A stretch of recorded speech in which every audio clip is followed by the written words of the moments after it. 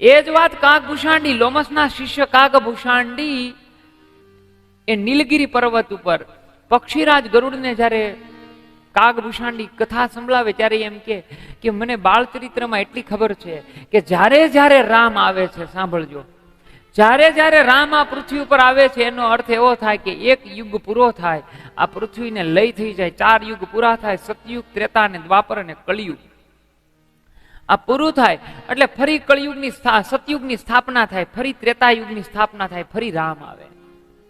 એટલે કાગભૂષાંડી કહે છે કે જ્યારે જ્યારે રામ આવે ત્યારે હું 5 વર્ષ સુધી અવધની દિવાલ ઉપર વહેવું છું અને હું રામની કીડાઓને રમાડું છું, રામ સાથે હું શરારત કરું છું.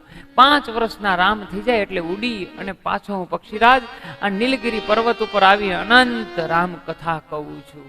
આ રામ કથા કીધા વગર મને ચાલતું નથી. રામકથાના ઉત્તમ વક્તા શિવજી છે સાહેબ. રામકથા મને ને તમને જીવનમાં વ્યક્તિત્વ કેવું હોવું જોઈએ, માણસે કેવી રીતના જીવવું જોઈએ, મને ને તમને રામકથા શીખવાડે સાહેબ. રામકથાના બાળકાંડના પહેલા ચોપાણની અંદર આવે કે અગસ્ત્ય મુનિના આશ્રમમાં પ્રભુ શ્રી મહાદેવ અગસ્ત્ય મુનિના આશ્રમમાં કથા સાંભળવા આવે. કૈલાસના ઉત્તંગ શિખરેથી નીચે ઉતરી અને નીચે આવવું પડે. જો રામને સમજવું હોય ને મારે ને તમારે તો નીચે આવવું પડશે સાહેબ. રામ શબ્દ તમે બોલો ને, રામ બોલો એટલે તાળવામાંથી શબ્દ આવે. તાળવામાંથી આવતી કોઈ પણ વસ્તુ હોય ને લાસ્ય ધાતુ કહેવાય છે. લાસ્ય ધાતુ હોય ને રસવાળી હોય છે. કકા બારખડીના જેટલા અક્ષરો હોય ને એમાં કેટલાક ઉષ્ટાન હોય, કેટલાક કંષ્ઠત હોય ને કેટલાક લાસ્ય હોય. રામ શબ્દ બોલો એટલે તમારા તાલુકામાંથી શબ્દ આવે. અને આપણું મેડિકલ સાયન્સ એમ કે, આપણા આયુર્વેદ એમ કે આપણા તાળવામાંથી સતત જવર જવતું હોય, સતત પ્રવાહી જવતું હોય તો જ આપણું મોઢું હોય ભીનું રહે, નહીતર આપણું મુખ છે કોરું થઈ જાય.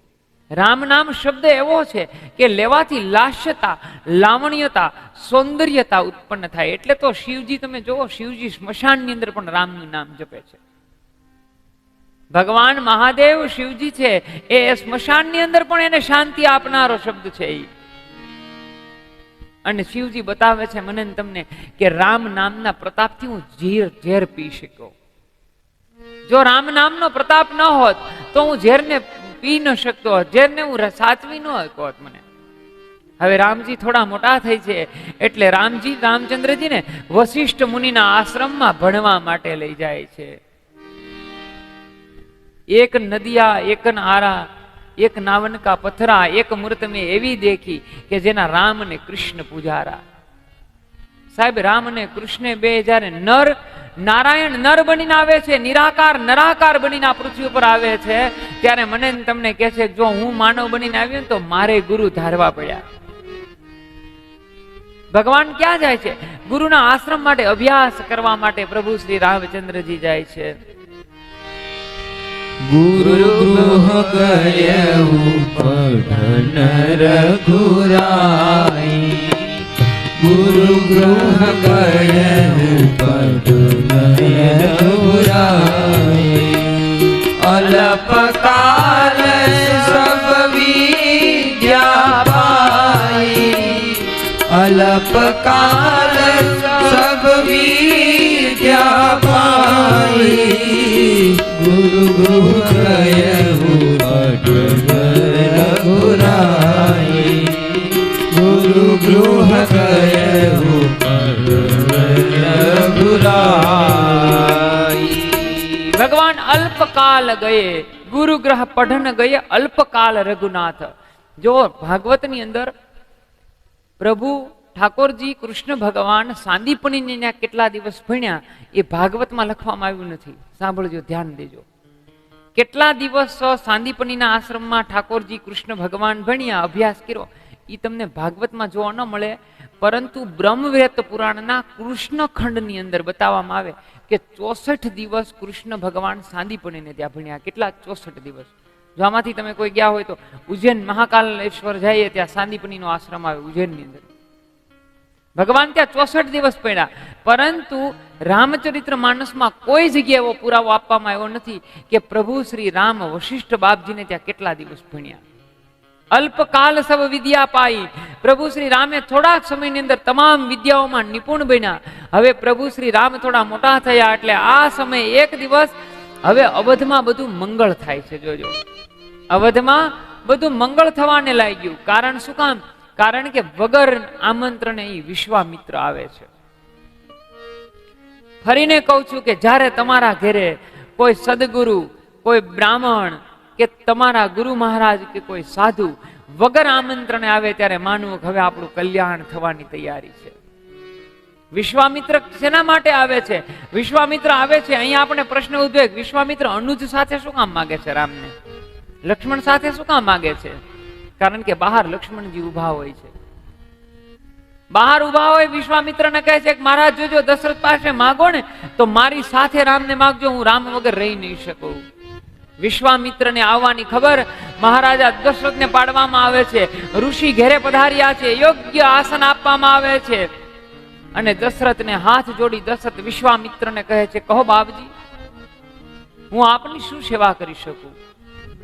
સાહેબ, રામચરિત્ર માનસ સૌથી વધારે ઋષિ મુનિઓએ હાઇલાઇટ કર્યું છે. સાહેબ, આ રામચરિત્ર માનસ મને તમને ક્યાંથી મળે? જોજો કે પ્રયાગરાજ એટલે કર્મનો ઘાટ થાય. કર્મના ઘાટ ઉપર બધા ઋષિઓ કુંભ સ્નાન કરીને પોતપોતાના સ્થાને જાય ને, બે વ્યક્તિઓ ઉભા રહે છે. સાંભળજો, સ્નાન કર્યા પછી ઉભા રહે છે. જો સત્સંગ હોય ને તો જ કથા પ્રાપ્ત થાય, નહીતર કથા પ્રાપ્ત થાય નહીં. બધા ઋષિઓ પોતપોતાના આસને વ્યા જાય ને, એમાં યાજ્ઞવલ્કલના ચરણ ભારદ્વાજ પકડી લે છે. એનો અર્થ એવો થાય, બે જગ્યાએ રામચરિત્ર માનસમાં વિવેક બતાવ્યો છે, અતિ વિવેક બતાવ્યો છે કે જો તમારે જ્ઞાનની પ્રાપ્તિ કરવી છે ને તો એક તો ઉત્તંગ શિખરેથી ઉતરી નીચે અગસ્ત્ય મુનિના આશ્રમમાં આવવું પડશે, ઋષિના ચરણમાં આવવું પડશે, કાં તો તમારે ભારદ્વાજની જેમ પૂર્ણ વિવેકતા દાખવવી પડશે. तुम उठो सिया सिंगार करो, शिव धनुष राम ने तोड़ा है. तुम उठो सिया सिंगार करो, शिव धनुष राम ने तोड़ा है. शिव धनुष राम ने तोड़ा है, सीता से नाता जोड़ा है.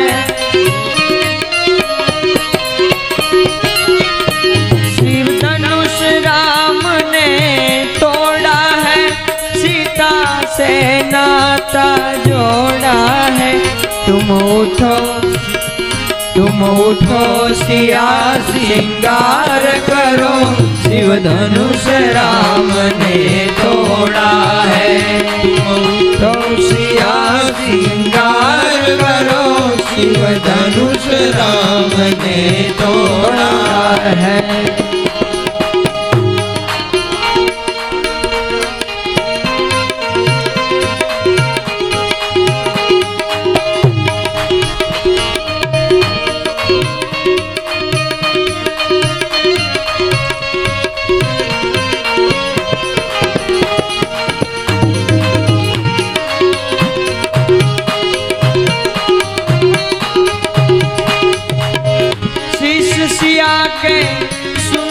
जो है टीके की छवि न्यारी है.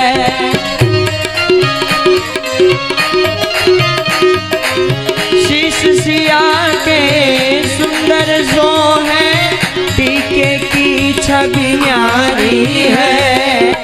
न्यारी न्यारी क्या कहिए, रघुवर को जान भी प्यारे हैं.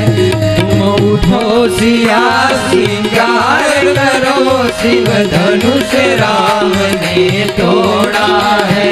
तुम उठो सिया सिंगार करो, शिव धनुष राम ने तोड़ा है.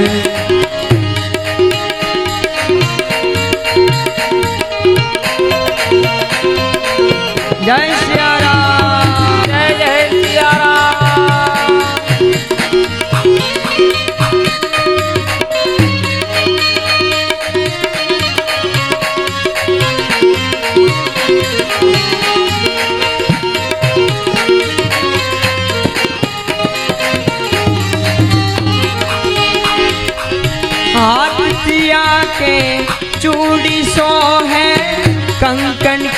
छवि न्यारी है।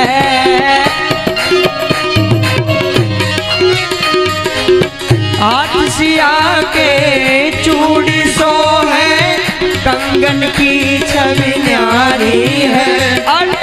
न्यारी न्यारी क्या कहिए, रघुवर को जानकी प्यारी। तुम उठो सिया सिंगार करो, शिव धनुष राम ने तोड़ा है। शिव धनुष राम ने तोड़ा है, सिया से नाता जोड़ा है। शिव धनुष राम ने तोड़ा है, सिया से नाता जोड़ा है। तुम उठो सिया सिंगार करो, शिव धनुष राम ने तोड़ा है। तुम उठो सिया सिंगार करो, शिव धनुष राम ने तोड़ा है। शिव धनुष राम ने तोड़ा है। शिव धनुष राम ने तोड़ा है। માગી દઉં પણ મારા રામથી હું જીવી નહીં શકું. કઈ કઈને સમજાવે છે અને કઈ કઈ પોતાના મુખથી વજ્ર પ્રહાર રૂપી શબ્દ દશરથને મારે છે કે મહારાજ તો કહી દો કે તમારી કોઈ રઘુકુળની આવી કોઈ રીત નથી, તમારો સૂર્યવંશ છે એ બોલી અને બીજું બોલી જાય છે, આવું કહી દો. એક બાજુ ધર્મ છે, એક બાજુ વાત્સલ્ય છે, વચમાં મહારાજા દશરથ છે. દશરથ એક શબ્દ બોલી નથી શકતા. કઈ કઈ તે મારું મોત બગાડ્યું છે. કઈ કઈ સાંભળ, છેવટે દશરથ કહે કઈ કઈ એમાં તારો કોઈ દોષ નથી. કાં તો મારો કાળ આવ્યો છે અને કાં મારો રામ મારાથી રૂઠો છે, તો જ તને આવા વિચાર આવે, નહીતર તને આવા કોઈ દી વિચાર ના આવે. કઈ કઈ તારું મુખ મને બતાવીશ નહીં. જીવત મોહી બિન રામ નાહી. હવે હું રામ વગર જીવી નહીં શકું. કઈ કઈ મારું મોત આવ્યું છે, મારો કાળ આવ્યો છે, તારો કાંઈ વાક નથી. કારણ કે આ કાળની ગતિને કોણ જાણી શકે? સ્વયં રઘુનાથ ન જાણી શકે. રાજા મૂર્છિત થઈને જમીન ઉપર પડી ગયા છે. અહીંયા બને છે એવું જનેવું અવધપતિ કારણ કબહુ ન પીછલે પીછલે ભૂપ નિત જાગા, આજ મોહી બડી અચરજ લાગા. સાહેબ, રાજા કેવો હોવો જોઈએ એ દશરથના દ્રષ્ટાંત ઉપરથી ખબર પડે છે. નાનામાં નાના માણસને રાજાની દિનચર્યાની ખબર છે કે આપણો રાજા વહેલો ઉઠી અને પ્રજાને સેવકો પ્રજાના પ્રશ્નોને સાંભળે છે. આજ આપણો રાજા ઉઠ્યો કેમ નહીં? નગરના પ્રજાજનો મંગળ થાળીઓ લઈ, મંગળ કળશો લઈ, અવધના નર નારીઓ ભગવાનને વધાવવા માટે અક્ષત કુંભ લઈને આવ્યા છે કે આજે રામ રાજ્ય અભિષેક થશે. કોઈને ખબર નથી કે અંદર શું ચાલી રહ્યું છે. પીછલે પીછલે ભૂપ નિત જાગા. રાજા તો રોજ વેલા જાગી જાય છે, આજ રાજા વેલા કેમ નથી જાગ્યા? અચરજ છે બધાને. પણ એ સમયે એક બડો મનોવિજ્ઞાની હોય અવધની અંદર, અને એ હોય સુમંત. સુમંતને વશિષ્ઠ બાપજી મોકલે છે, સુમંત તમે જાઓ. સુમંત આખી પરિસ્થિતિને સમજે છે, કારણ કે રાજ્યની અંદર અને ઘરની અંદર એક મનોવિજ્ઞાની હોય છે સાહેબ. એની હું તમે કોઈ દી ગણના લેતા ન હોય. સુમંત ઉંમરલાયક છે, વૃદ્ધ છે, અનુભવી છે. રાજા દશરથને સમથિંગ બુદ્ધિમાળસ માણસ છે, એ જ મંત્રી હોઈ શકે.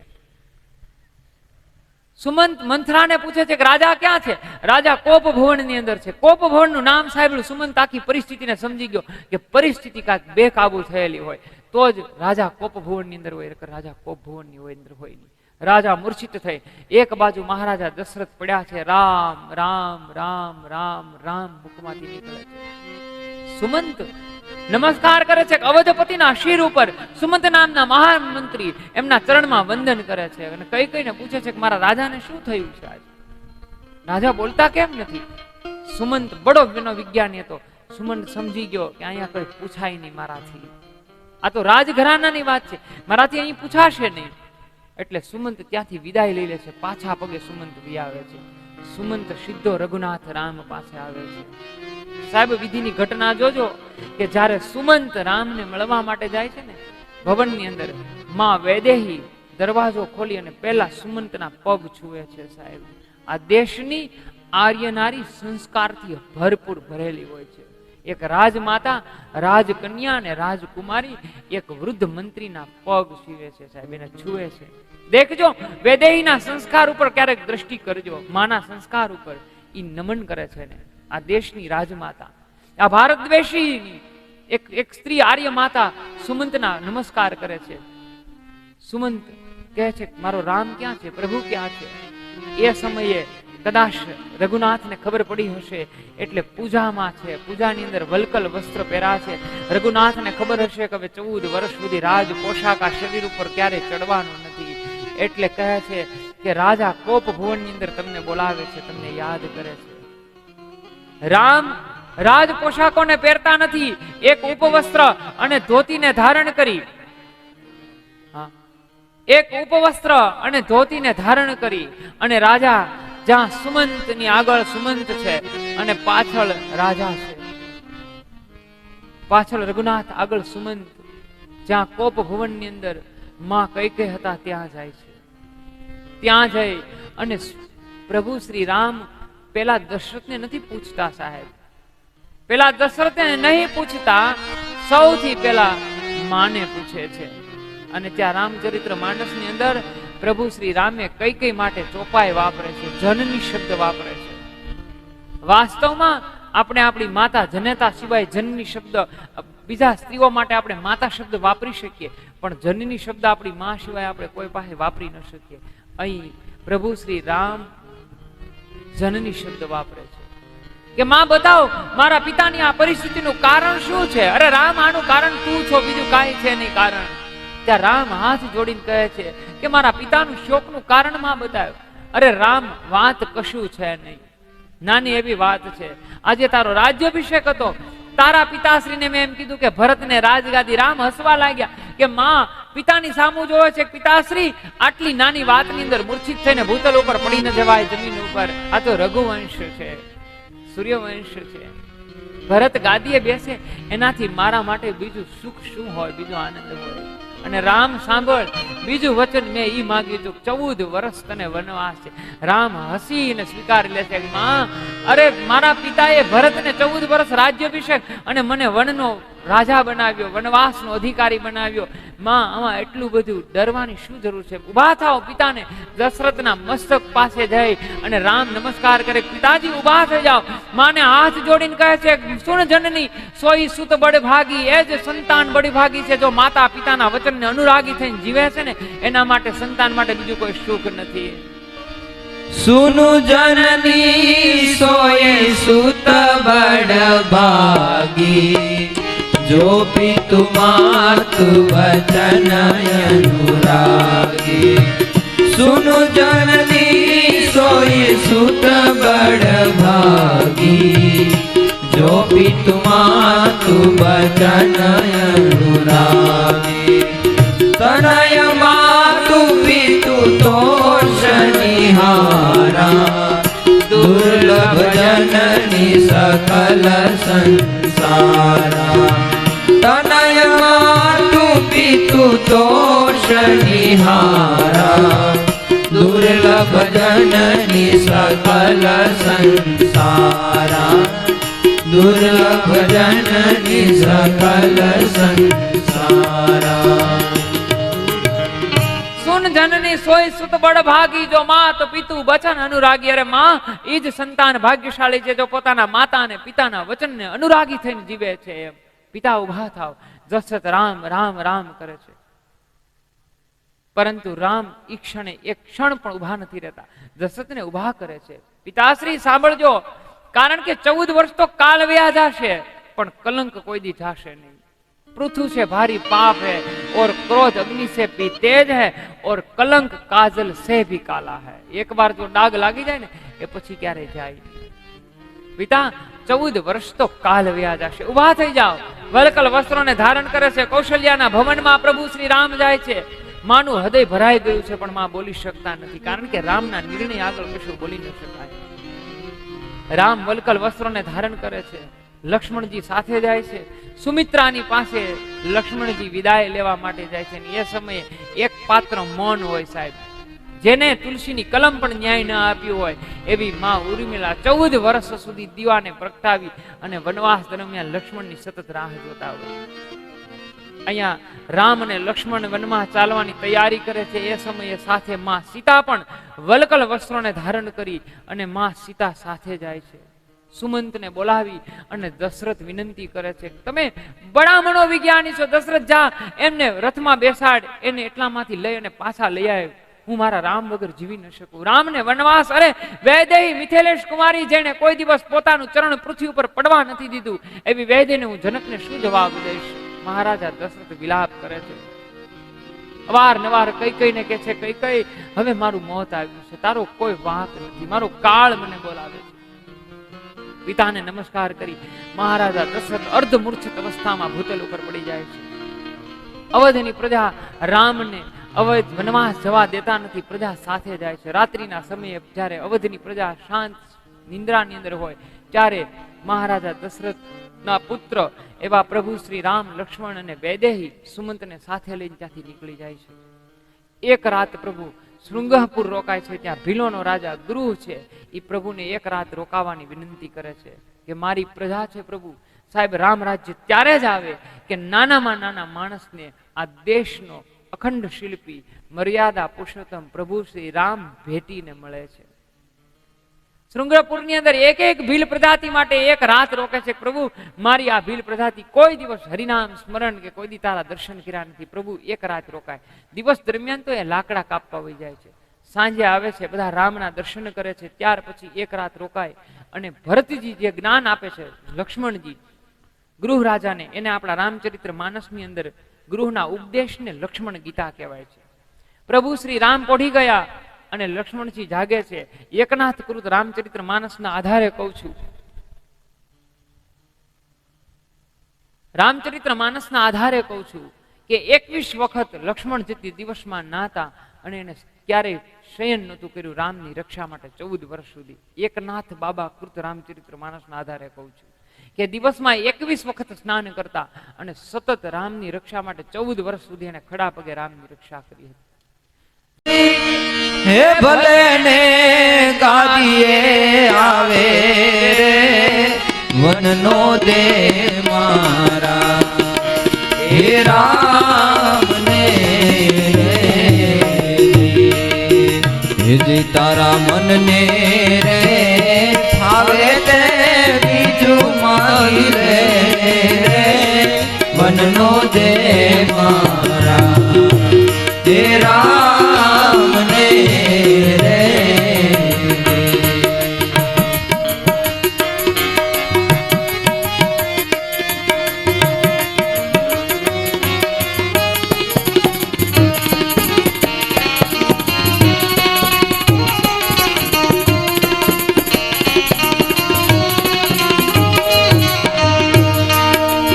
કે તો રે અયોધ્યા બીજું આભેથી ઉતારી દા, કે તો રે અયોધ્યા બીજું આભેથી ઉતારી દા, કે તો રે ભિખારી પઈ ભીખ માંગુ રે વનનો દે મારા, હે રામ ને રે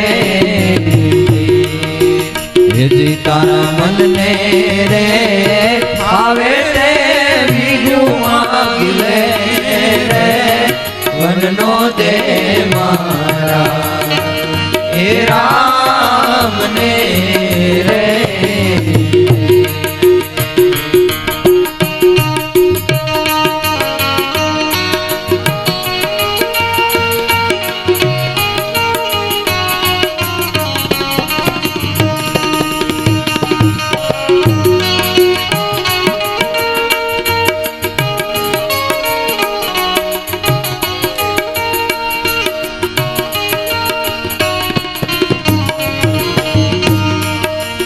અવિચારી ના ગાણ તું સિદ્ધને શ્રાપે,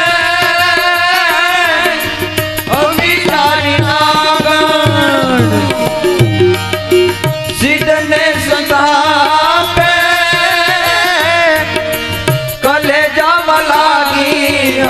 મને કટારી રે મનનો દે મારા હે રામ ને રે